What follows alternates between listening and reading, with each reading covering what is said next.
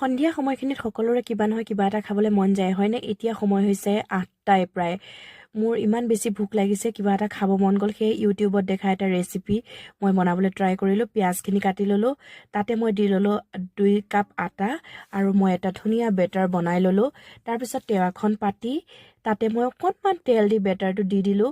আচলতে এইটো ঝটপটকৈ বনোৱা পৰঠা, ৰুটি যি কওক, পিঠা কওক, মোৰ মুঠতে পেট ভৰিলে হ'ল। বনালোঁ, নাজানো কি হয়গে, কিন্তু দেখিতো ভালে লাগিছে। এতিয়া খাবলৈ বা কেনেকুৱা হয়, যিখিনিয়ে কষ্ট কৰিছোঁ আশা কৰোঁ খায়ো ভাল লাগিবলৈ লাগে।